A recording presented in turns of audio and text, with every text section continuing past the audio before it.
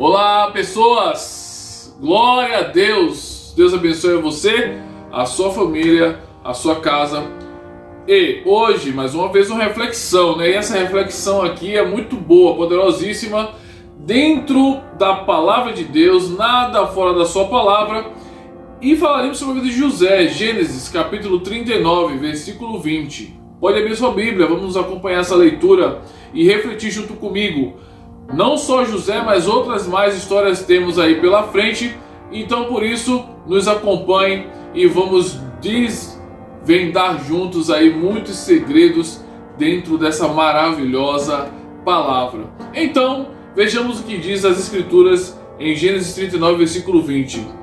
Então o Senhor de José o tomou e o lançou no cárcere, no lugar em que os presos do rei estavam encarcerados. Mas enquanto José ficou ali no cárcere, o Senhor era com ele, estendeu sobre ele a sua benignidade e lhe concedeu graça aos olhos do carcereiro, de sorte que o carcereiro entregou nas mãos de José todos os presos que estavam no cárcere, e era José quem ordenava tudo o que se fazia ali.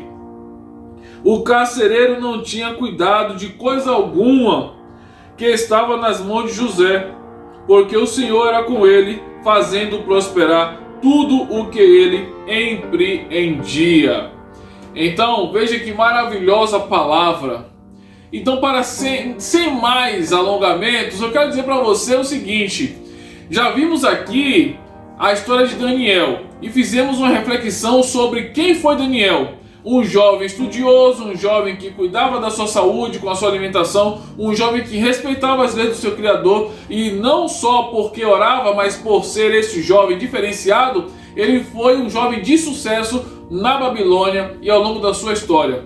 Então o Senhor, ele abençoa muito os seus filhos, e não só os seus filhos de um modo geral, seja aqueles que seguem a sua palavra, seja aqueles que não seguem, porque Deus, ele não faz diferença entre as pessoas. Porém aqui, vemos na história de José um outro destaque, e não muito diferente do que aconteceu na vida de Daniel, porque José, apesar de ser abençoado por Deus e de Deus fazê-lo prosperar em tudo que ele empreendia e tudo que ele fazia, de maneira que o carcereiro confiou todos os presos do rei em suas mãos e ele coordenava a prisão, José ganhou maior autoridade e autonomia no meio dos presos. Então, dentro dessa reflexão e dessa lógica, eu quero destacar, antes de seguir, que José era um jovem diferenciado, era um jovem que buscava aprender, desenvolver. Ele buscou e manteve o seu temor no Senhor, e é isso que faz a diferença na vida de um homem. E está escrito em Provérbios, glória a Deus, está escrito o seguinte, que o temor do Senhor é o princípio de toda a sabedoria. Então o temor ao Senhor, o que é o temor ao Senhor? É ser uma pessoa exemplar, uma pessoa que cuida-se, cuida do próximo, que estuda, procura se desenvolver. Então uma pessoa que teme ao Senhor, ela tem todos esses requisitos. Então vamos adiante. Para fechar e resumir o que eu quero dizer, e a palavra de Deus e a vontade de Deus quer dizer para as nossas vidas que vivem aqui nessa terra, é o seguinte: não importa o lugar em que você e eu está, não importa o lugar, seja no cárcere, seja no palácio, seja na casa do governador, não importa o lugar em que você está, o que fará diferença no lugar em que você está é a sua conduta, é quem você é. Não deixe de ser quem você é. Não abra mão dos propósitos de Deus para a sua vida. Não abra mão do talento que Deus confiou a você. Não abra mão de ser quem você foi designado para ser, para que as coisas de Deus se concretizem na sua vida. Seja quem você foi escolhido para ser, aonde você estiver, e você verá as transformações e operar de Deus na sua vida, como aconteceu na vida de José. Glória a Deus. Então essa é a reflexão de hoje. Não importa o lugar, é o que nós somos, é como nós agimos, é que faz a diferença e que torna o lugar apropriado à nossa estada, ainda que seja provisória. Assim também aconteceu com Davi. Glória, Davi estava lá no campo cuidando das ovelhas de seu pai. Não importa o lugar em que você está, importa o que você está fazendo e como você está fazendo. E Deus disse a Samuel: olha, andei procurando e encontrei, Samuel, alguém segundo o meu coração. E onde estava Davi? Estava governando algum povo? Não. Estava governando a casa de seu pai? Não. Davi estava cuidando das ovelhas de seu pai, administrando-as como que fossem suas e com sua própria vida. De maneira que Davi, ele lutou com animais para proteger essas ovelhas. E quando chegou a ocasião, ele chegou diante de Saul e disse assim, quando o Golias, o gigante, desafiava o povo de Israel, Davi chegou até Saul e disse: se eu conseguir vencer animais que tentaram que ameaçavam minhas ovelhas, quem será esse gigante diante da mão do Deus vivo? Então Davi, ele tinha consciência de quem que ele era, e que não importava o lugar em que ele estivesse, ele tinha que fazer a diferença. Então não culpe A, não culpe B, não culpe o seu estado, a sua condição, as pessoas que estão à sua volta, ou aonde você está, ou por que você está aí. Não procure culpados nas circunstâncias e no ambiente que você está. Diga para si mesmo que você é um instrumento de Deus, é você que é um instrumento de Deus para transformar e mudar a sua história. E não só com Davi, tem mais.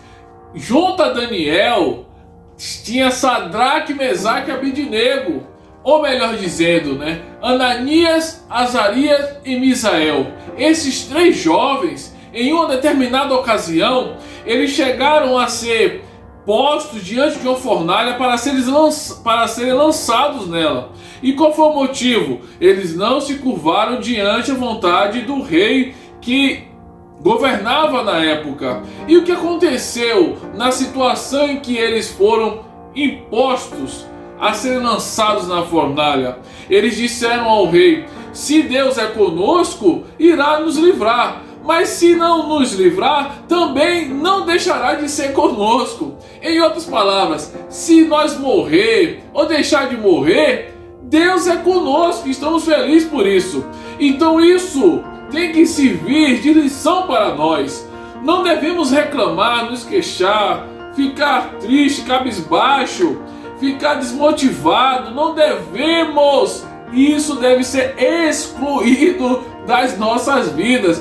Qualquer tipo de depressão, qualquer tipo de lamento, qualquer tipo de auto-vitimismo, não se vitimize por achar que a sua vida não tem jeito, por achar que tudo acabou, por achar que só você tem problema, por achar que só sua vida tá uma desgraça. Não pense nisso.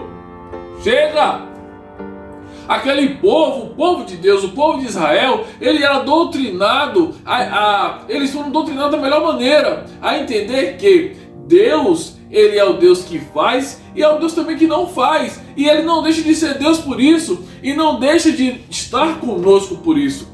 Se nós o julgássemos por ser Deus ou não, só pelo fato de não nos livrar da morte, não haveria fé nessa terra, porque todos um dia iremos morrer. Será que na hora da morte ele deixará de estar conosco?